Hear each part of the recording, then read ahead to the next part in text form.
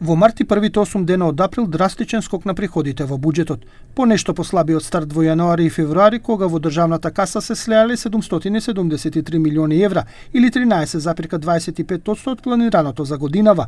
Во наредните 39 дена, значи во март и дел од април, собрани се 659 милиони евра, со што вкупните приходи се 1 милиарда и 432 милиони евра или 24,55% од планираното за 2025 година.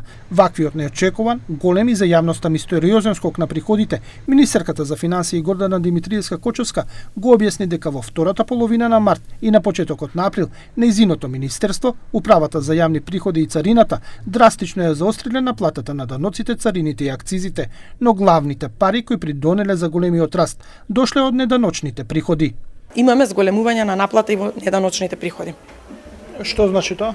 Тоа значи дека наплаќаме дивиденди од оние институции кои што имале добри резултати во 2023 година. Во државава има многу малку институции кои делат дивиденти, но истото во поширока смисла може да се смета и за компаниите кои имаат нето добивка после оданочување. Такви институции се повеќе на број. Инаку во првите 3 месеци од годинава, иако секојдневно гледаме дека има кампањи за нови капитални инвестиции, тие изнесуваат символични 9,53% од планираните за годинава.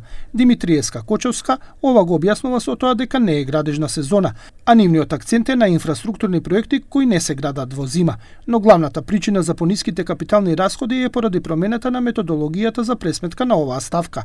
За разлика од порано, капитална инвестиција се брои само она која реално е изведена на терен, а не аванси или гаранции за проектите. Имаме нова методологија во делот на евидентирање на капиталните расходи, која што може да ја видите во извршување на буџетот. Ние имаме поголема реализација во однос на изминатиот период, што значи дека имаме реално поголема реализација во однос на претходната година.